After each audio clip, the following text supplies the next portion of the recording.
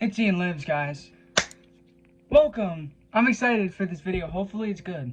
I really enjoy doing the Unnecessary Remake series, which if you guys aren't familiar with that, go check it out. I put a lot of effort into those. I watch pretty much bad remakes to beloved horror movies, and I just trash them. But I enjoy that format. So I was thinking, this is what I came up with. This is along the lines in the same format. Blatant horror movie ripoffs, or just horror movie ripoffs, whatever I'm calling it. Which is pretty much going to be where we talk about horror movies that copied other horror movies. There were a couple to choose from. There were a lot to choose from. Now, I could choose from more modern ones. I could also choose, like foreign ones. There's a lot of people in different countries that see the boom of American horror movies and they want to remake them. I didn't include those because those, I don't know, that feels like its own category. We're going to be looking at two 80s horror movies today that copy 80s and 70s horror movies.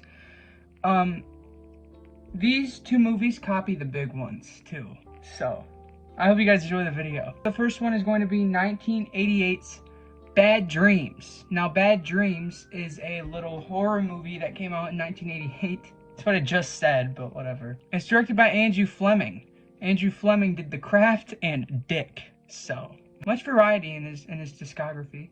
Filmography, sorry. Bad Dreams, you might be wondering, what is it a ripoff of? Well, it's a ripoff of A Nightmare on Elm Street, but not any A Nightmare on Elm Street. A Nightmare on Elm Street 3. Dream Warriors, which is the fan favorite of the franchise. Now, this one, I'm going to explain to you guys why it's a ripoff. When I looked up horror movie ripoffs, this one and then the other one I'm going to talk about were like the front runners. And I thought it would be interesting to talk about 80s ripoffs. Now, this movie, it starts off with this girl who's in a cult. The cult leader is like, he flips out, whole building catches on fire. Everyone dies besides this one girl who's in a coma for 13 years, I believe. She wakes up in this mental hospital, you see? And she starts dreaming about this guy who's burnt up in this mental hospital. And there's also an ensemble of characters that all have issues. They're either mentally or physically, they all have issues. The major difference is that the only person that sees this guy is the girl. That's like the only difference. Because in A Nightmare on Elm Street, everyone gets the dreams. Everyone sees him in their dreams. But this one is just the girl. So she tries to warn them all. She sees them behind the characters. Now what starts happening is these ensembles of characters start killing themselves, like in Dream Warriors, where everyone thinks that they're killing themselves, but they're not. It's actually the burnt up guy. This movie's actually pretty good. I really enjoy Bad Dreams. It's dumb fun to its core. It's very, very, very fun. It really started shaping for me towards the end. I wasn't huge on it, like for like the first chunk. I was like, okay, it is definitely a ripoff. It is definitely pretty much stolen, more than half the movie stolen from Dream Warriors, right? And then it started just getting very interesting, where this one guy flips out, stabs his hand, and kills a security guard. So great segment. When people start dying, there's really good death scenes, people getting thrown through fans and shit like that. It's not bad at all. It's really solid. Is it better than Dream Warriors? Hell no. Not even close. The whole cult thing really lost me. I'm not into the cult stuff in horror movies. It always throws me for a loop.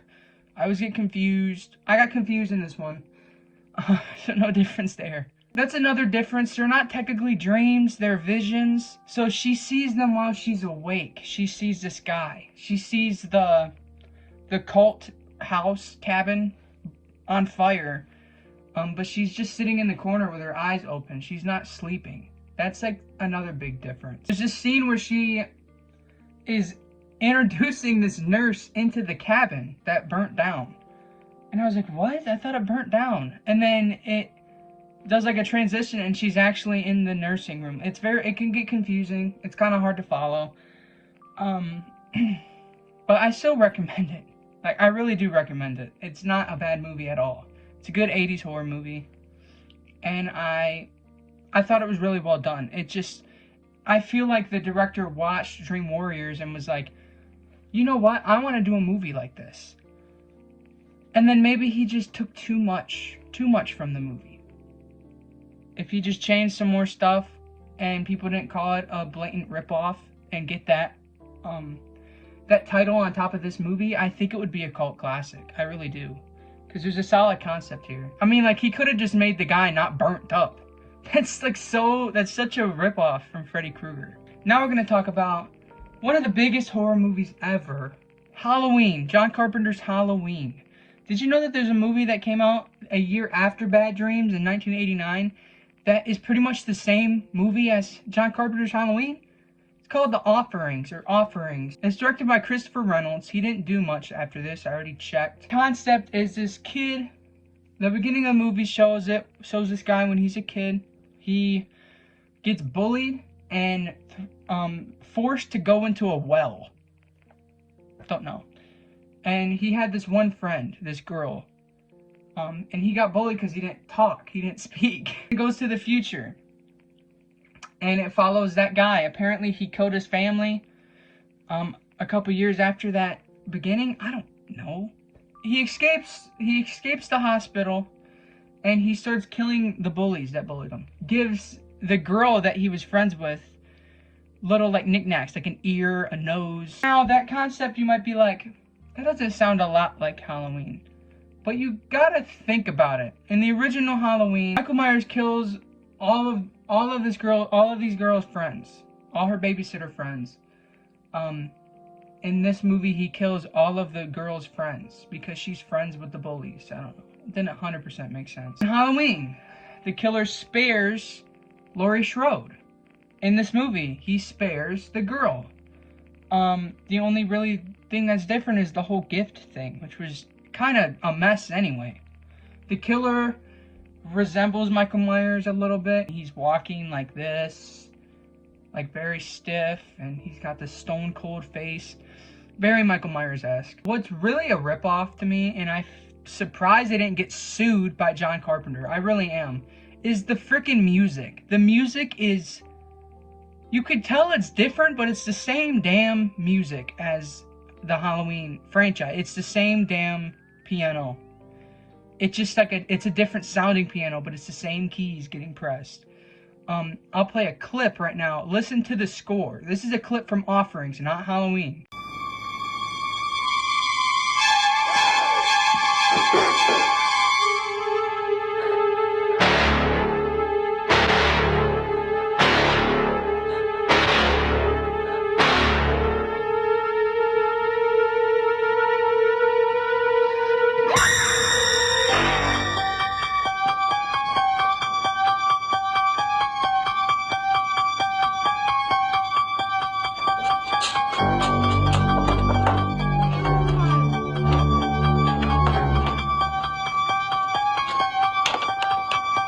You see what I mean? It's the same damn thing. It's the same damn thing. I don't know. I don't understand how they didn't get a lawsuit.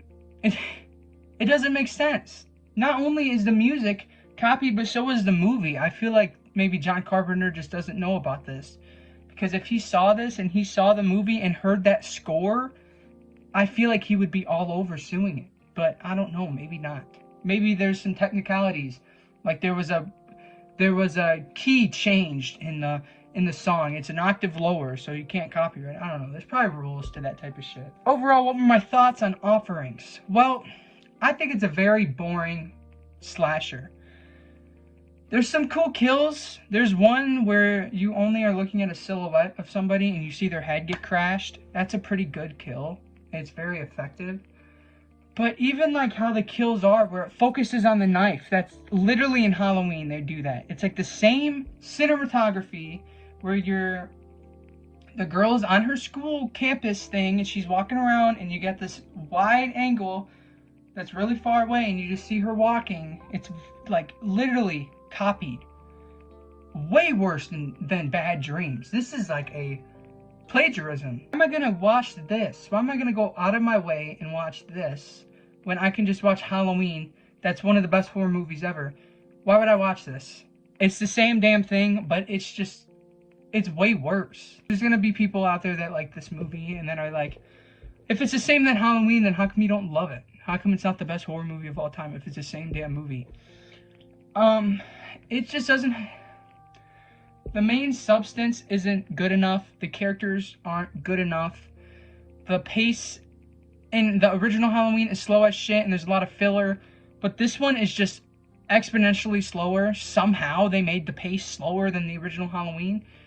And the original Halloween, the slow pace works. John Carpenter knows how to make slow pace work. All of his movies are pretty much at a very slow pace, and they always work.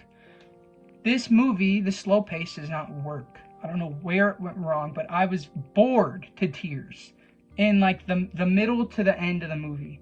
I was extremely bored. It's just like the bootleg Halloween score with this guy walking around chasing this girl who's getting delivered ears and shit. It's just not, it's not interesting at all. Well, I hope you guys enjoyed my, the first installment, maybe, hopefully, let me know, of horror movie ripoffs. And I hope you guys enjoyed the idea. Let me know in the comments below some other horror movie ripoffs that you want me to check out. I know there's an Exorcist one. I know there's a Five Nights at Freddy's one. There's probably several more that I am already thinking about checking out. So just leave me more in the comments below and let me know if you liked the video. And this has been your boy Ian Lives, and I will see you guys later. Follow my Instagram at IanLives_. Follow my Letterboxd at wehateian, and subscribe to the channel. We are almost at 300 subscribers. I can't believe I'm saying that. We were at 30 subscribers a week and a half ago. That horror compilation popped off and it has like 20k views, and I gained almost 200 subscribers from it. I can't thank you guys enough. Thank you for checking out my other videos. I really do appreciate it, because I would have been butthurt if I was only known for a video that didn't have my face in it. Thank you for the support, and volume 2 of that horror trailer compilation is coming soon. I got all the movies lined up. Just have to edit them together. It will be coming soon. Love you guys.